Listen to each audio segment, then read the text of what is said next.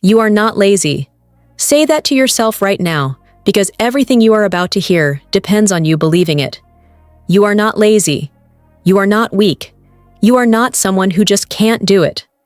You are someone who has been working incredibly hard in completely the wrong direction, and nobody, not your gym instructor, not the fitness influencers you follow, not the calorie counting app on your phone, nobody stopped to tell you why it wasn't working. Until right now. So stop whatever else you're doing. Put the phone down flat if you're watching this on a desk. This is the conversation I needed 2 years ago and never got. Let me paint you a picture. It's 6 in the morning. Your alarm goes off. You don't want to get up. Every single part of you wants to stay in that bed. But you get up anyway because you are committed. Because you told yourself this was the week things would change. Because you've been doing this for months, and surely, something is about to shift. You lace up your trainers. You do the workout. You sweat through it. You track your food. You drink your water. You go to bed early. You do it again the next day. And the next. And the next. And then you look in the mirror on a Sunday morning in decent light, and your stomach looks exactly, not approximately, not almost, exactly, the same as it did 3 months ago. That moment. That specific, crushing, demoralizing moment. That's what this video is about. Because I lived in that moment for 6 months. 6 months of 5 a.m. alarms and HIIT classes and meal prep containers lined up in my fridge like little soldiers, and nothing, absolutely nothing moved. And I need you to hear this clearly before we go any further. It was not your fault. It was never your fault. Here is truth bomb number 1, and it is going to make you either relieved or furious, possibly both. Ab workouts do not burn belly fat. Crunches do not burn belly fat. Sit-ups do not burn belly fat. Leg raises do not burn belly fat. Planks, bicycle kicks, Russian twists, ab rollers, none of them burn belly fat. You could do all of them every day for a year straight, and the layer of fat sitting above those muscles would remain completely indifferent to your efforts. Because your body does not selectively pull fat from the area you are training. That is not how human physiology works. It has never been how human physiology works. Your body determines where it burns fat based on genetics, hormones, or in metabolic signaling, not based on which muscle group is currently sore. For most people, the belly and lower abdomen are the absolute last places fat releases. You are fighting your body's default priority system with crunches. You will lose that fight every single time. Hold on. Before I go further, I need to ask you something directly. Be honest. In the last 3 months, have you worked out consistently, eaten reasonably well, and still seen almost no change in your midsection specifically? If yes, stay here. What I'm about to tell you is the exact reason why. If no, stay here anyway, because this will save you months of wasted effort before you end up in the same place. So if AB exercises don't burn belly fat, and you've been doing everything the fitness world told you to do, and it still isn't working, what is actually going on? Here's what nobody told me. Here's what changed everything. Your body has a deepest layer of abdominal muscle called the transverse abdominis. It sits beneath your rectus abdominis, the six-pack muscle, and beneath your obliques. It wraps around your entire midsection horizontally, like a structural corset built into your anatomy. When this muscle is functioning correctly, it draws your waist inward, stabilizes your entire spine, regulates intra-abdominal pressure, and sends the hormonal and neurological signals that tell your body it is structurally sound and safe to begin releasing stored fat from the midsection. When it is not functioning correctly, when it is disconnected, switched off, neurologically dormant, your body compensates by tensing everything around it. Your hip flexors overwork, your lower back strains, your posture collapses, and your body, sensing structural vulnerability in your core, holds fat around your middle as a biological protection mechanism. Most people watching this have a transverse abdominis that has never been directly trained in their life. Not because they're not working hard enough, because every mainstream ab exercise targets the muscles above it and leaves the deepest layer completely untouched. You have been building a house and ignoring the foundation, and the foundation has been sending up cracks the entire time. Save this video right now. I'm serious, not as a favor to me, because you are going to want these exact instructions later, and the algorithm will not show you this again. One tap. Do it now and keep watching. I found this out from a physiotherapist.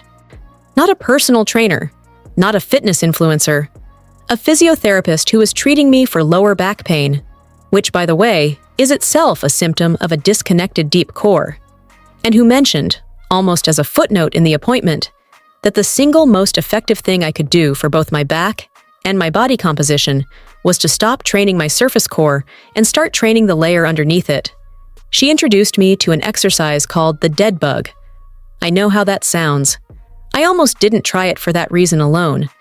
But I was desperate enough after 6 months of zero results to try anything, including something named after an insect dying on a windowsill. And within 3 weeks of doing it for 5 minutes a day, my clothes were fitting differently. Not my weight on the scale, my clothes. The shape of my midsection was changing, and within 6 weeks, I had lost 2 inches from my waist without changing a single other thing about my routine. 2 inches, 5 minutes a day. The exercise with the worst name in fitness history. Here is exactly how to do it. Lie on your back on any surface, a mat, a carpet, a yoga mat, your bedroom floor at 11 o'clock at night when you have no energy left for anything serious. Arms extended straight up toward the ceiling, directly above your shoulders. Knees bent at 90 degrees, shins parallel to the floor, as if you are sitting in a chair that someone has tipped horizontal. Feel your lower back make contact with the floor beneath you. That contact is your anchor. That contact is everything. Now, slowly, and I mean slowly, knee 3 full seconds of controlled movement. Lower your right arm back behind your head toward the floor, while simultaneously lowering your left leg toward the floor. Opposite arm, opposite leg, moving together, moving slowly. Your lower back does not move. It does not lift.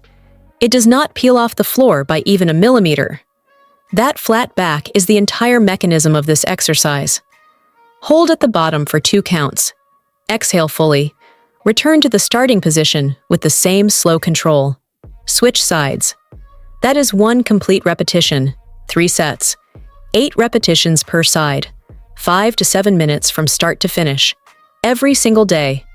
Stop watching for 1 second. Clench your lower abdominals right now as if you're bracing for a light punch to the stomach. Hold it. Feel that tension deep inside your abdomen, not on the surface but underneath. That is your transverse abdominis. That is the muscle that has been offline. That is what the dead bug trains every single repetition. Now release. Now imagine training that for 5 minutes every night before bed. That is what you're about to start doing.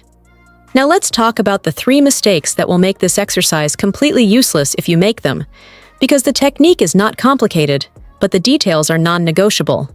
Mistake 1 is speed. People treat the dead bug like a crunch and rush through it. If you move fast, you bypass the transverse abdominis entirely, and your hip flexors take over. The slow lowering phase is where the deep core fires. Go slow enough that it feels almost strange. If it feels too easy, you are going too fast. Mistake 2 is letting the lower back arch off the floor. The moment your lower back lifts, the exercise has ended. You have lost the engagement and transferred all load to your lumbar spine. The same spine your disconnected core has been failing to protect this entire time. If your back lifts, shorten the range. Bring your arm and leg back up a few inches until your back settles down again. That shortened range, where your back stays flat, is your working zone. Own it there first. Extend it over time. Mistake 3 is expecting it to feel like a workout. This is the one that makes people quit after 2 sessions. The dead bug does not make you sweat. It does not make your heart rate spike.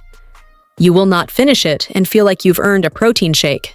The first time you do it, you will probably stand up and think you've wasted 5 minutes. Then, the following morning, you will feel a soreness deep in your abdominal wall, not on the surface underneath, in a place you have genuinely never felt from any exercise before. That soreness is your transverse abdominis saying hello for the first time. That is the muscle. That is the signal that something real is happening. Drop a comment right now if you've ever worked out consistently for weeks and seen zero change in your belly. Just type the word same, because I want you to see how many people are watching this right now who felt exactly what you felt. You were never alone in this. You were just missing the right information. Here is the honest, non-fictional timeline of what to expect.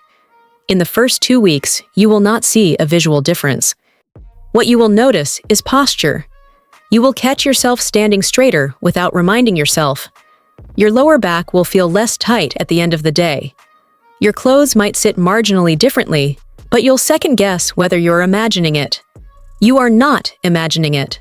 Weeks 3 and 4, your body begins recruiting your deep core automatically in movements that have nothing to do with exercise. Walking, lifting bags of groceries, sitting at a desk for 6 hours. Your body is relearning how to distribute load across its structure the way it was originally designed to. This has a compounding effect on your metabolism because efficient movement burns more consistent energy throughout the entire day, not just during your workout window. Weeks 5 and 6, the measurements change, not dramatically, not in a way that belongs on a before and after advertisement, but measurably, undeniably, in a way that you will feel before you even step on a scale. Clothes you haven't worn in a year fit differently. The persistent puffiness around your lower abdomen that no amount of dieting ever shifted begins to reduce. 2 inches from your waist in 6 weeks is a realistic, documented, repeatable result for people who do this consistently, not occasionally. Consistently.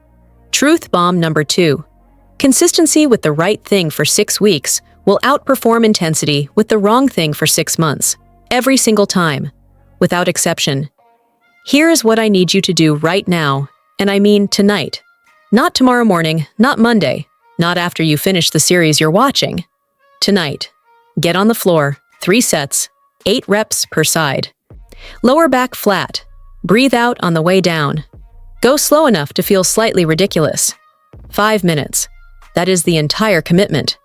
That is the whole ask. And then come back here tomorrow and tell me in the comments what you felt when you woke up. Tell me if you felt that deep soreness in a new place. Tell me if your back felt different. I read every comment on this channel, every single one. The people who come back the next day and describe that novel soreness they'd never felt before are the ones who keep going. And the ones who keep going are the ones who send me messages 8 weeks later saying they finally understand what everyone was talking about. Before you go, and genuinely do not skip this part, there is one more thing working against you that has nothing to do with exercise. Nothing to do with what you're eating. Nothing to do with how hard you're training. It is a daily habit so ordinary, so completely unremarkable that you would never in 1,000 years identify it as the reason your belly fat is resistant. I am covering it in the next video. And when you see it, you're going to have the same reaction I had with the physiotherapist. A combination of relief that it finally makes sense and frustration that nobody said it sooner. You have been disciplined enough. You have been consistent enough. You have wanted this enough. The only thing that was missing was this: the right target, the right muscle, the right 5 minutes. Now you have it. I'll start now.